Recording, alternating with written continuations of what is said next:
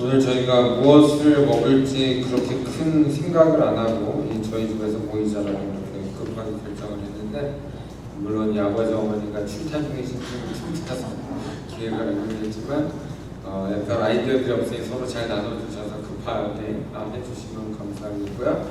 우리 어린아이들이 특히 무엇을 좋아하는지 궁금할 텐데요. 우리 아이들 먹고 싶은 거 그러면 뭐가 있을까? 아이들이 정말로 먹고 싶은 거. 라면. 또 Who's gonna like worm pie? Worm pie. Gummy worm pie or worm? No, just the real worm. Worm? Yeah, worm from the ground, the soil. Okay. What about the caterpillar fry? Well, I guess not that bad. Other one. Who's gonna like an eagle steak? That's gonna be smelly. Yeah, you cannot probably eat those guys, but yeah. What about dropped food? Yeah, we have a nice cake dropped on the floor, the dirty floor. Yeah, I guess that's a little bit. can you just eat them all? That's- Yeah, you're kidding, right? Now, 우리는 이런 모든 더러운 음식들을 가지고 부정한 음식이라 그래요. 근데 정말로 부정한 음식들은 고대에서는 우리가 보는 초기 기독교 사회에서는 의학적인 이유로도 또 영적인 이유로도 절대로 먹어서는 안 되는 게 지혜예요. 우리가 텍사스 살면서 우리 한국 사람들처럼 찌개에다가 숟가락 같이 넣는 일도 학교에서는 금지하고 있고요. 쉽게 막 내가 먹던 물컵을 자식한테 주는 것도 살인 용기가 될 수가 있어요. 메닝티스라는 병이 있기 때문에 아주 위험한 행동으로 간주되게 돼요. 근데 우리가 그러한 것들을 스스럼 없이 해나가면서도 별 문제 없이 살고 있는 데는 아주 빅 페이스가 있어요. 뭐예요? 이래도 안 죽더라. 우리 크리스찬의 페이스 가운데 부정한 것을 먹을 수 있어야 한다라는 그 믿음의 그 어떤 진단이, 그 믿음의 어떤 정의가 하나 있는데, 이것을 사람들은 잘 이해를 못해요. 예수님께서는 부정한 것을 먹고 돌아가신 거예요. 어떤 부정한 것을 먹었어요? 우리의 죄를 먹고 돌아가신 거예요. 왜 우리의 죄를 다 드셨어야 됐어요? 우리 대신 죄값을 치르시기 위해서. 또 예수님께서는 드신 게 있어요. 그 부정한 사람들이 죄만 주다 못해서 배신과 모욕과 조롱과 멸시 천대를 주셨을 때 그것을 다 받아내셨어요. 그것도 받아드셨어요. 그리고 마지막으로 예수님 받아들이신 게 있어요. 뭐예요? 가장 잔인한 십자가라는 사형틀의 고문과 처형을 받아들이셨어요.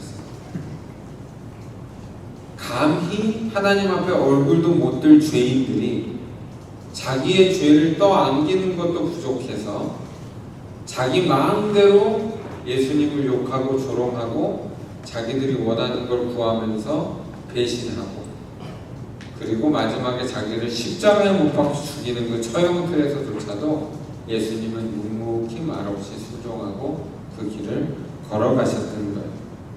그 예수님께서 오늘 환상 중에 베드로라는 사람한테 나타나십니다. 베드로는 지금 어떤 상황에서 처해 있냐면, 하나님의 베드로를 향하신 뜻이 이 백부장 고넬료라는 사람을 통해서 이제 소위 말하는 이방인들에게 가서 복음을 전하게 하는 그러한 일들이 벌어지게 돼요. 사도 바울이라면 이게 조금 쉬워요. 왜? 유대인들이 사도 바울을 무서워하고 왕따를 시켜놨기 때문에 사도 바울은 자기 스스로를 이방인의 사도라고 칭하고 복음에 안 들어온 곳을 향해서 가고 있는데 이방일 때가 많아요. 근데 베드로라는 사람은 조금 달라요. 베드로라는 사람들은 유대 지파에 속해, 그 12제자 그룹인 유대인 그룹에 속해 있고, 그리고 예수를 따라다녔던 원멤버이기 때문에 이 사람들이 자칫 잘못 유대인들과 섞인다면 어떤 일이 나오냐면, 왜 부정한 인간들하고 같이 함께 돌아다니냐라는 이 지적을 받게 되어 있어요. 소위 말해서 여러분들의 목사가 세상에서 더럽고 불결한 냄새나는 사람들이나 죄 짓는 사람들과 돌아다닌다 그러면, 목사님 왜 그런 죄인들하고 돌아다니십니까? 라는 그런 질문과 똑같은 그런 상황에 처해 있는 거예요. 근데 이 백부장 고넬료라는 사람이 특이한 사람. 어떤 특이한 사람이냐? 이방인인데 하나님께서 그 기도하고 경건한 모습을 보았다라고 이렇게 이야기를 하고 있어요. 그래서 우리 오늘 본문 2절에 보시면 고넬료는 군대 백부장이었는데 이탈리아 부대라고 하는 군대 백부장이었는데요. 그가 경건하여 온 집안과 더불어 하나님을 경외하며 백성을 많이 구제하고 하나님께 항상 기도하되. 이게 포인트인 거예요. 여러분, 하나님께서 받으시는 사람들이 있어요. 사람들은 아니라 그러는데 하나님께서 받으시는 사람들. 우리 동학교에 많은 우여곡절들 끝에 사람들이 서로 상처 주고 받고 나가고 이런 역사들이 이제 진행되고 있는데, 여러분 걱정하지 마실 것은 하나님께서 잡으실 사람을 분명히 하나님의 방법으로 잡게 되어 있어요. 그러니까 너무 이렇게 불필요한 책임감과 죄의식을 느끼실 필요는 없어요. 그런데 우리가 한 가지 생각해 봐야 될 게 있어요. 이 유대 사람들이 베드로를 생각하는 것처럼 혹시나 우리가 올무에 씌어서 눈을 가리고 있지는 않을까. 그 올무가 뭐냐? 정말로 하나님이 이 사람을 보고 있는지 아닌지에 대한 우리가 우리 나름대로 판단이 빠르셔야 된다는 거예요. 그래서 하나님께서 우리로 하여금 가라고 하실 때에는 가야 할 수밖에 없는 방향들이 있어요. 그곳을 우리는 전도지 혹은 선교지라고 말하는 거예요. 우리가 어떤 사람한테 보내줘야 될지는 우리가 결정하는 게 아니라 하나님께서 결정하신다는 거예요. 그래서 하루는 제90쯤 되어 환상 중에 밝히봄에 하나님의 사자가 들어와 이르되 고넬료야 하니. 여러분, 여기서 하나님의 사자를 만나보신 분 있어요? 네. 저승사자 만나보신 적 있어요? 어떤 사자가 됐든지 이상한 놈들이 나타나면 여러분 제 경험상 섬찟해요. 그게 천사가 되건 마귀가 되건 뭐건 간에 영적인 실체를 접한다는 것은 아주 기분이 유쾌하지만은 않은 일이에요. 근데 하나님의 신이 나타났을 때 고넬료도 주목하여 보고 뭐 했다 그래요? 두려워.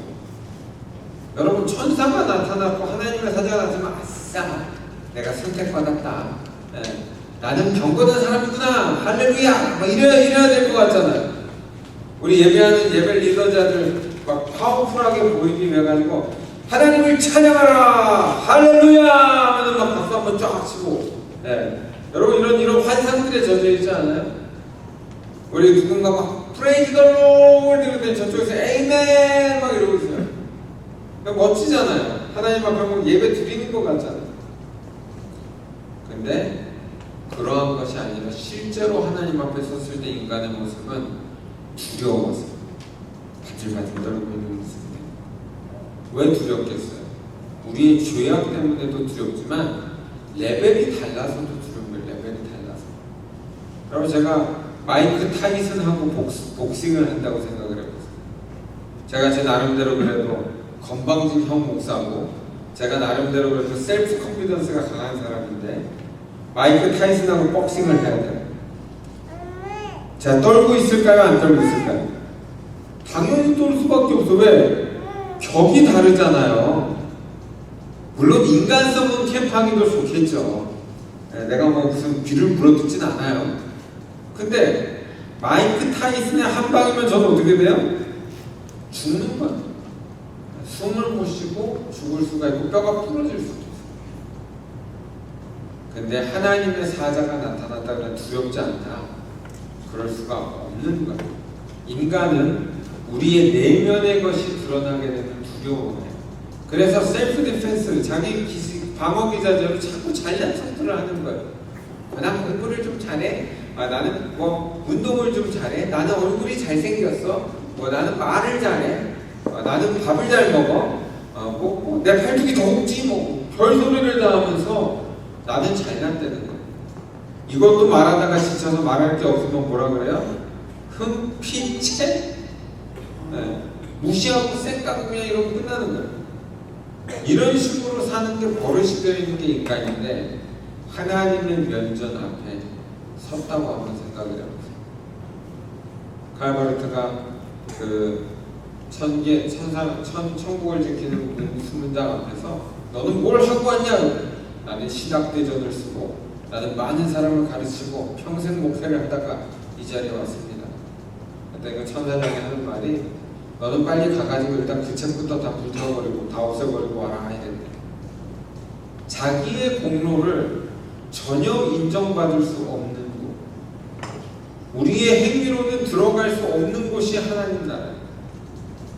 내가 이만큼을 교회를 위해서 일했고 내가 얼마만큼을 돈을 하나님 앞에 바쳤고 이런 걸로 하나님 나라에 들어가서 상급받는 게 아니에요. 오직 우리는 예수 그리스도의 십자가의 은혜 때문에 값없이 의롭다 하심을 받습니다. 그래서 사람들은 우리를 정죄하고 죽이려고 달려들지만 여러분 부부간에도 똑같아요. 제가 저희 와이프랑 얘기하다 보면은 서로가 서로를 죽일 수 있는 말들을 쉽게 뱉을 때가 있어요.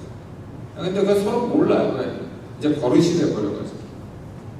근데 그러한 것들이 왜 나오냐 이렇게 생각을 해보면 우리 인간이라는 것은 판단하기 좋아하고 결론 짓기 좋아하고 상대방을 위한다고 하는 말도 사실은 날카로울 때가 많잖아요. 저도 똑같고. 근데 그러한 것들을 예수 그리스도의 십자가 사건을 놓고 바라보면 어떻게 돼요? 아무 의미가 없어요. 입만 아파요.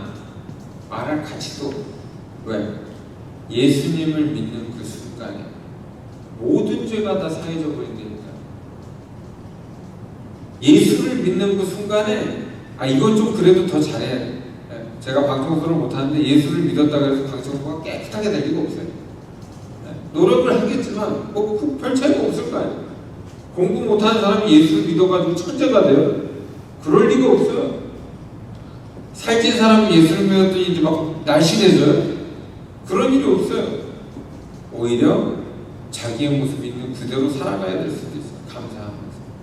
근데 그런 모든 인간적인 약점들이 예수 그리스도의 십자가 사건 안에 나타날 때 우리는 눈물을 흘리고 무릎을 꿇게 됩니다. 그래서 다른 사람들도 이 사랑을 받을 수밖에 없기 때문에 우리는 입을 다물고 아무 판단과 정죄가 없이 사람들을 참고 인내하면서 기다려야 될 수밖에 없는 팔자를 타고납니다.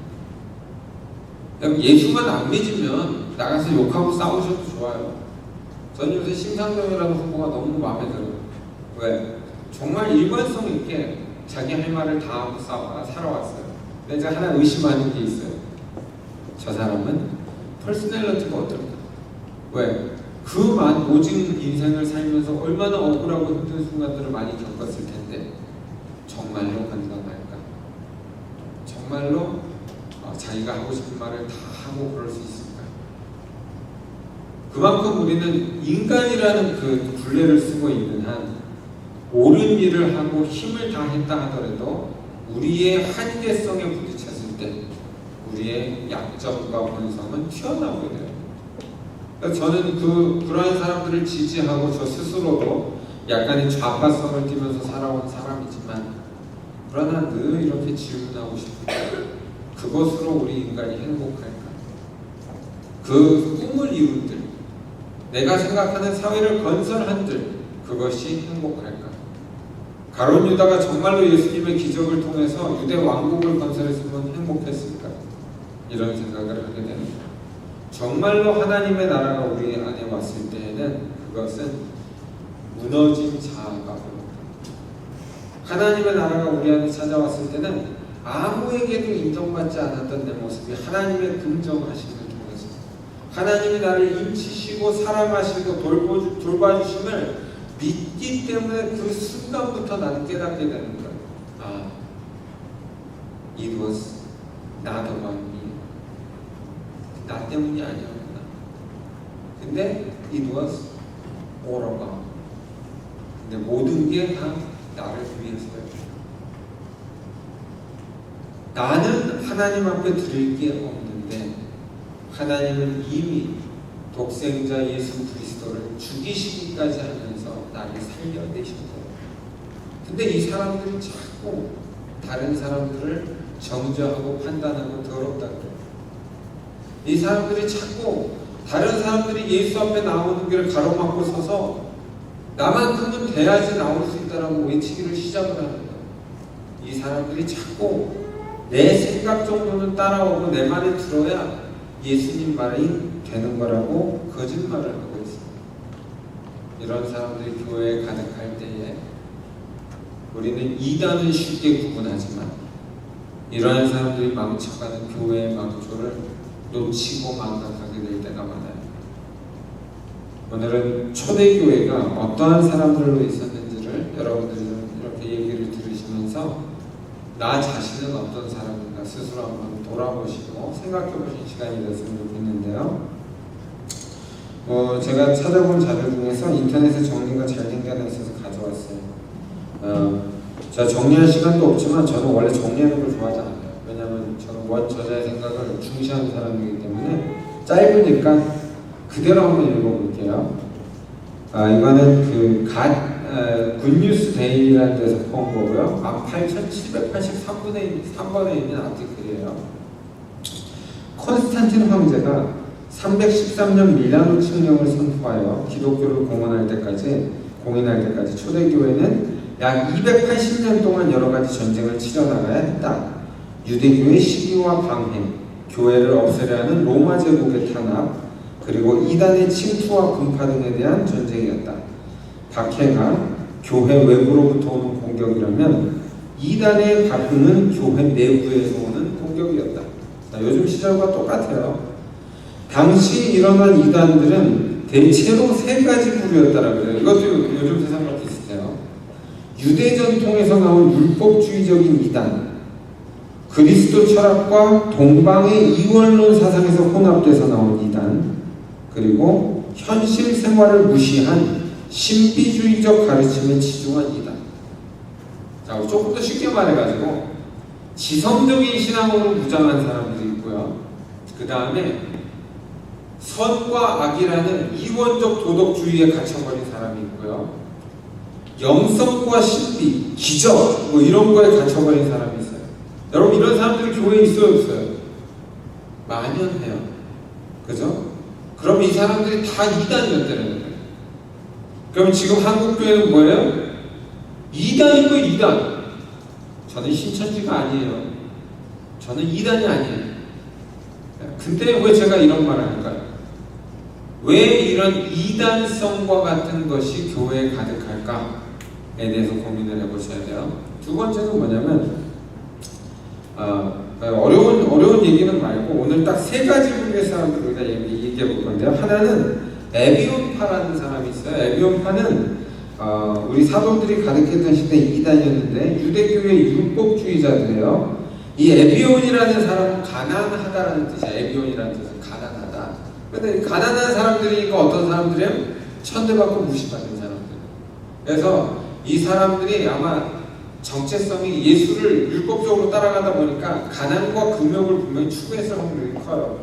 그래서 약간 조롱하듯이 우리가 감리교인들 메소디스트라고 조롱하는 원칙론자라고 조롱하는 것처럼 그런 조롱을 받았을 것이다라고 이 글의 저자가 이야기를 하고 있어요. 그 다음에 두 번째는 뭐냐면 이 사람들은 이제 뭐를 얘기를 했냐면 이 사람들은 사도 바울을 인정하지 않았어요. 왜? 유대교인들이 아니니까. 유대교를 배반했잖아요, 바울이. 유대교를 배반하고 기독교로 개종했기 때문에 바울의 정통성을 주장하지 않고 이단으로 몰아붙였고요. 이런저런 얘기들을 이제 했었고요. 그 다음에 이 두 번째 부류의 여기서 나오는 그러한 두 번째 부류의 이단은 영지주의자들이라는 사람인데, 영지주의, 영적인 지식이란 말이에요. 여러분 가끔 가다 보면은 나는 좀 긴가민가한데 어떤 사람이 딱 나서서 내가 말하는 게 하나님의 뜻이야 이런 사람들 보시죠. 네. 물론 우리가 제가 생각할 때 저한테 이게 하나님의 뜻입니다라고 단언하실 필요는 있어요. 누가 뭐래도 목사님 짜장면집 하는 게 하나님의 뜻이 맞습니까? 그럼 제가 생각할 때 그냥 맞아서 별 수 없이 그거 하고 있어요 지금. 네. 이렇게 얘기할 수 있으셔야 돼. 그 정도는 하셔야 되는 거예요. 근데 어디 감히 내가 짜장면집을 하는 것은 하나님의 계시요 이러기 시작하면 어떻게 돼요? 사람들이 허곡하는 거예요. 이런 사람들 교회에 있어요, 없어요? 너무나 많아요. 자기 뜻이 하나님 뜻이잖아요. 그래갖고 뭐라고 말을 하면은 막 자기 말을 내세우는데 성경하고 안 맞네? 근데 그 사람들이 뭐라 그래요? 아, 이거는 성령께서 내게 계시기 때문에 괜찮대. 이거 아주 조심해야 됩니다, 이런 거. 여러분들이 감리교인이라면 제가 웨슬레이안 쿼드레니아를 가르쳐줬어요. 그러니까 그 어떠한 기준으로 하나님의 말씀을 판단할 것인가. 그래서 우리는 말씀과 경험과 전통과 뭐 이런 것들을 통해서 하나 더 보여줘. 내가 까먹었는데 그것을 가지고 우리는 모든 것을 다 사용해서 우리의 크리스천리티를 지켜가야 된다는 거예요. 근데 이 영지주의나 이런 신비주의에 젖은 사람들은 그 자기만이 옳다, 그리고 자기가 가지고 있는 그 지식도 속에서 자기만이 어떤 은사를 가지고 신비한 것을 할 수 있는 사람이기 때문에 나를 따르라 이런 그런 주의에 빠지게 돼요. 이런 사람들이 뭐 여러 이름으로 나타나는데 크게 중요하지 않으니까 넘어갈게요. 네. 그리고 이제 세 번째 주의 사람들은 누구냐면 우리가 몬타니즘이라는 그런 것들을 이제 보게 되는데, 이 몬타니스주의도 역시 어떤 신비주의, 이제 영지주의자들이 영적인 지식을 강조했다 그러면 몬타누스주의는 신비주의를 말하는 거예요. 몬타누스라는 사람은 그 자기가 성령을 받았다고 이렇게 제시를 하고 있어요. 그렇기 때문에 자기가 말하는 것이 옳다는 거예요. 자, 조금 다르죠. 내가 영적인 지식을 받았기 때문에 내가 옳다는 사람이 있어요. 그 사람은 지식을 의존하는 거예요. 이성을. 근데 내가 성령을 받았기 때문에 내가 옳다는 거예요. 이 사람은 신비를 의존하는 거예요. 자, 그런데 여러분 생각을 해보세요. 이 모든 사람들이 여러분 안에 존재해요, 안 해요? 존재하고 있지 않냐? 물론 우리가 이 이단들을 불에도 태워 죽여보고 별일들을 다 해보면서 크리스천 역사가 세워왔지만, 여러분 이 사람들이 여러분이나 여러분 주변의 크리스천들, 여러분이 보고 있는 목사 아니면 집사, 그런 사람 존재해요, 안 해요? 무엇보다도 냉정하게 내 자신의 신앙 안에 이 사람이 존재해요, 안 해요?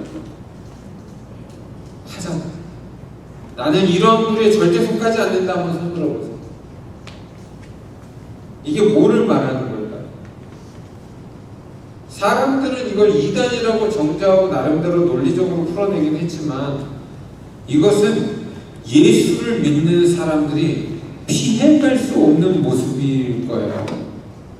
어떤 사람은 지적인 믿음을 더 발달시켜가게 되고, 어떤 사람은 영적인 믿음을 더 발달시켜가게 되고, 또 어떤 사람은 율법주의적인 믿음에 사로잡혀서 또 판단과 시행착오를 겪게 되고, 이 모든 일들이 지금 현대교회에 일어나고 있어요, 없어요?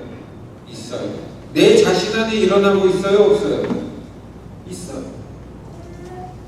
그래서 이단이라는 한마디로 정죄해버리면 이것은 웃기는 얘기다. 왜? 내가 이단이니까. 내 교회가 이단이니까.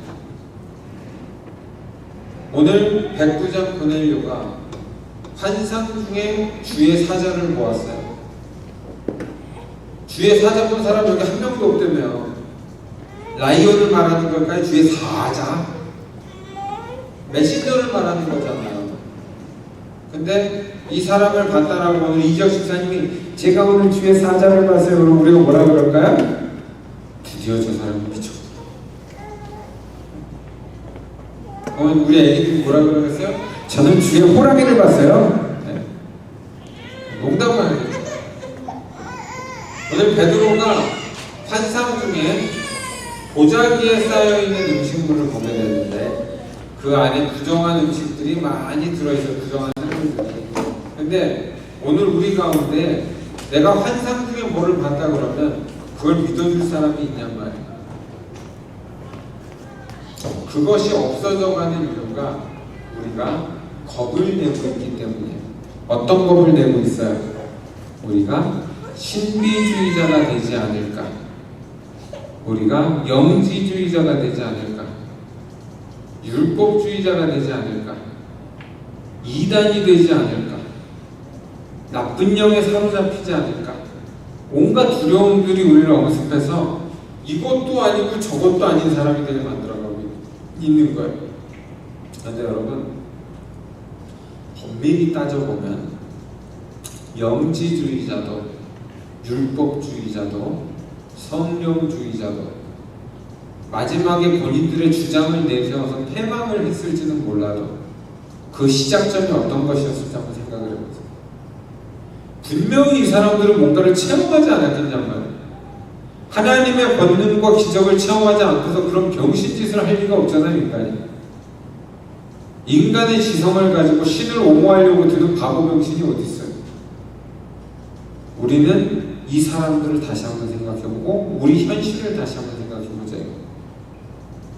분명히 하나님의 초대교회에서는 하나님께서 계시와 환상과 천사와 이런 모든 징조들을 통해서 일을 꾸려나가고 계시는데 왜 21세기를 살아가는 우리들의 모습에는 그것이 시큰둥한 주술과 허황된 어떤 페리테일 같은 그런 꾸며낸 이야기와 종교적인 망상인 것처럼 사람들을 몰고 가냐는 거예요.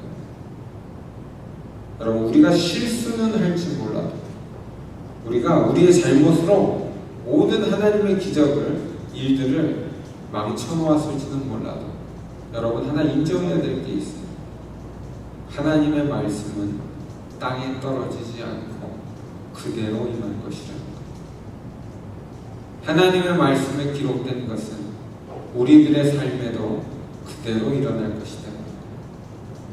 그래서 이 말을 또 하게 될 때 여러분들은 이제는 그 이름이 바뀌었죠. 세계주의자다, 아니면 뭐 신비주의자다, 은사론자다, 아니면 율법적인 사람들, 영지적인 사람들 뭐가 되겠어요? 개혁종파다, 개혁주의자다, 보수주의자다, 별 얘기를 다 듣겠죠. 근데 그 모든 그 조롱과 멸시 속에서 여러분 한 가지는 분명하죠. 하나님의 말씀은 이루어질 수 있다는 거예요. 오늘 여러분들이 하늘에서 내려오는 환상을 보고 보자기에 놓인 생물을 보았다라고 했을 때 우리 교회의 많은 사람들이 여러분들을 불쌍히 여길 거예요. 왜? 이제 병원 갈 때 되셨습니까? 그리고 오늘 많은 사람들이 나는 그것을 믿는다라고 얘기할 때 오늘 교회의 지성인들은 혀를 뿔뿔 차게 될 거예요. 왜? 여러분들이 이단의 길을 선택하셨기 때문에. 그런데 반대로 말하면 오늘 이 고넬료와 베드로의 만남은 이 환상과 천사의 계시가 없으면 이루어질 수 있었을까요? 없었을까요? 이루어질 수 없었어요. 로마 군대의 백부장이에요. 최소한 중령급, 대령급을 말할 거예요. 로마 군대의 군사장과 유대교를 배신하고 로마의 추격을 받고 있는 그리스도교의 지도자가 만납니다. 계시를 받지 않고서는 만날 수가 없어요. 하나님이 하시고 계시는 거예요. 여러분, 베드로가 열심히 이방인들의 문을 두드리고 있는 거예요? 아니면 하나님이 그 길을 다 계획하고 계신 거예요? 하나님이 이 일들을 계획하고 계신 거예요. 베드로는 오히려 나는 안 가겠다는 거예요. 내가 부정한 것을 먹습니까? 그러니까 예수님이 뭐라 그래요? 내가 거룩하다고 한 것을 왜 내가 부정하다고 하느냐? 하나님의 음성은 항상 그런 거예요. 내가 하라는 것을 왜 네가 안 하겠다고 하느냐? 여기서 우리의 대답은 주여, 나는 부정한 것을 먹은 적이 없나이다. 요즘 말로 말하면 나는 그런 더러운 짓을 한 적이 없어요. 나는 그 정도로 나쁜 삶을 살지 않았습니다. 적어도 나는 그런 사람이 아니에요. 그런 사람들과 어울릴 그런 사람이 아닙니다. 이 모든 것들이 예수님께서 십자가의 보혈로 정하게 하시기를 원하는 사람들을 거부하는 거절로 다가가는 우리의 율법의 행위, 우리의 영적인 지식, 우리의 성령 체험들이 아무리 우리를 설득한다고 하더라도 여러분들의 마음속에 부정한 것을 먹을 수 있는 용기가 없다면은 여러분들은 아직도 십자가가 무엇인지, 예수님의 구속의 은혜가 무엇인지 알 수 없다.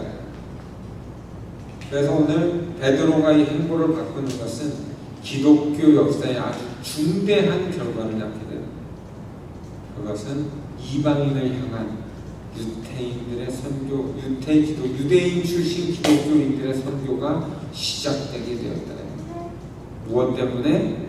하나님의 계시 때문에.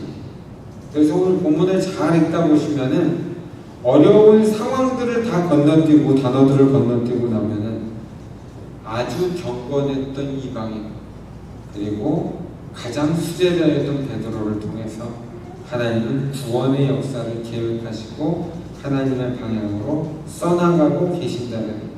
그러므로 여러분들이 하나님의 전도와 이 선교의 행렬에 동참하기 위해서는 어떤 사람이 되어야 돼요?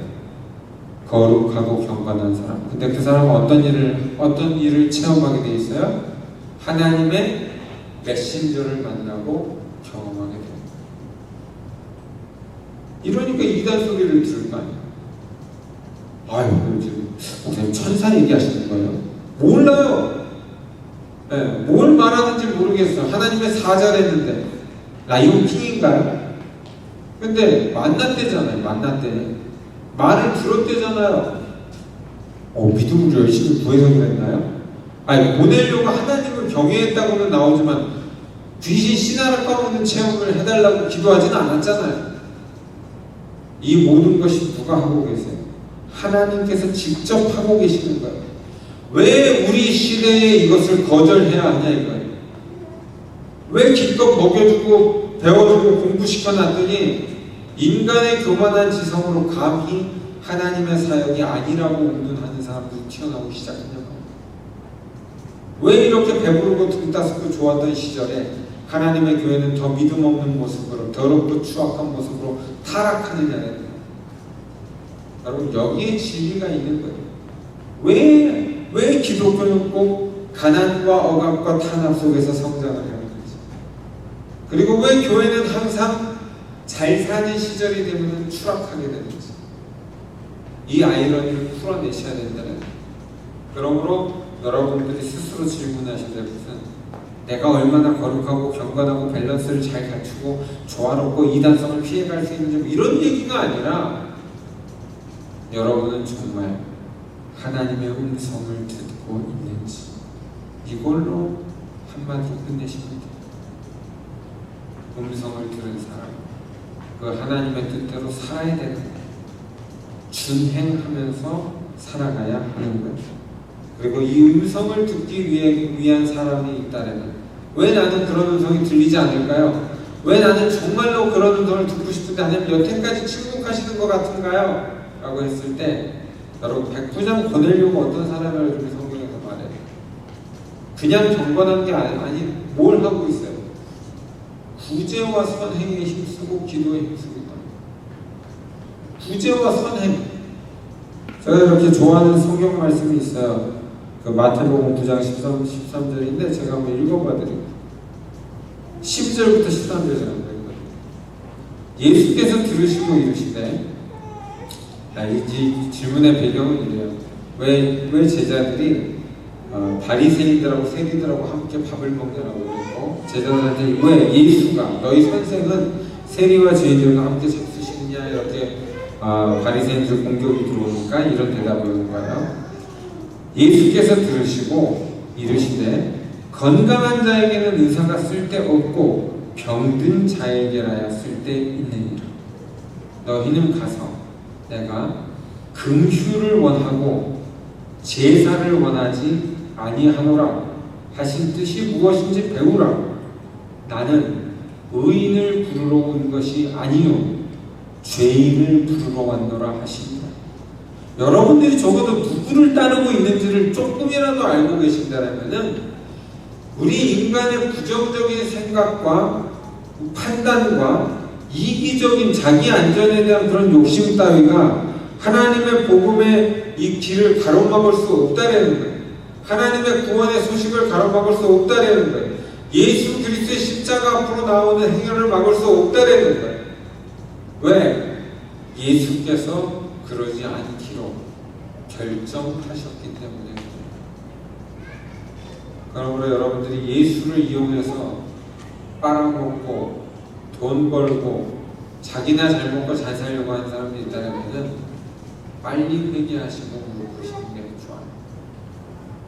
예수를 믿는다는 것은 십자가를 지고 다른 사람의 죄를 위해서라도 나 스스로를 던질 수 있는 사람이 되는 것을 말합니다.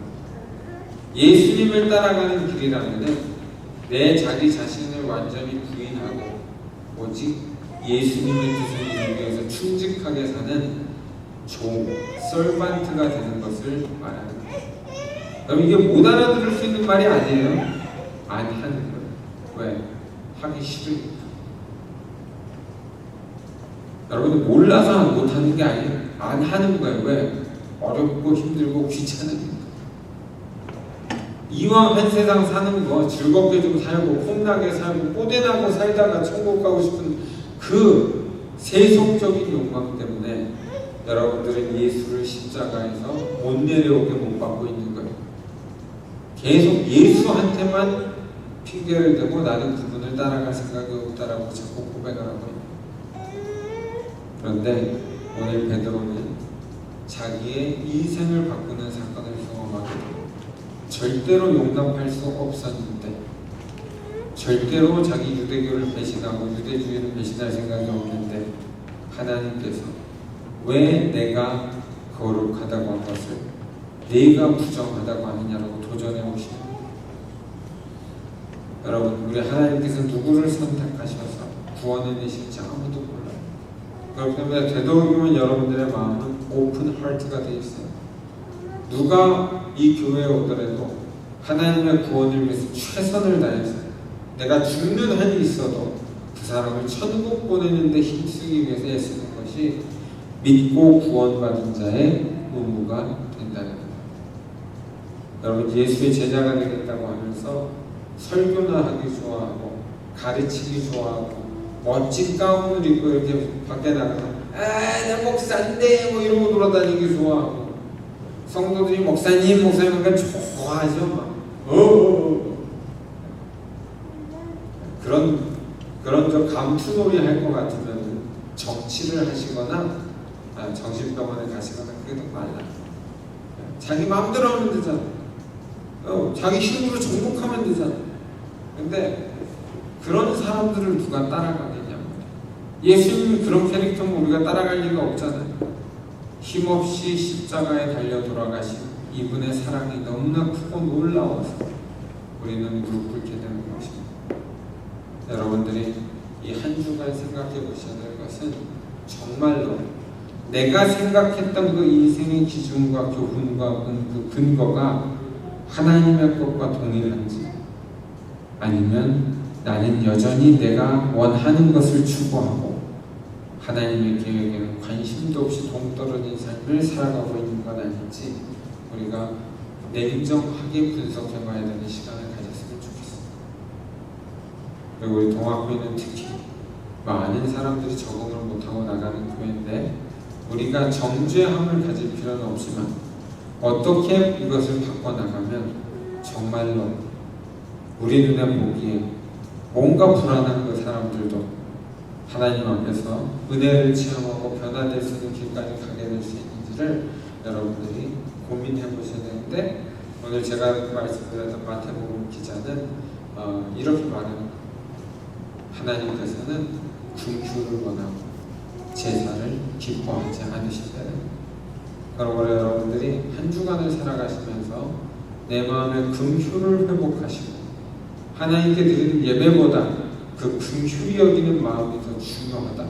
용서하고 사랑하고 남을 구원하고자 하는 그 긍휼히 여기는 마음을 회복시켜달라고 기도하면서 노력하실 때 여러분들의 인격이 그리스도와 같이 성화되고 여러분들 하늘나라에 갔을 때 잘했다 칭찬받으실 수 있는 우리 교인들 되게 되시기를 예수님의 이름으로 축복합니다.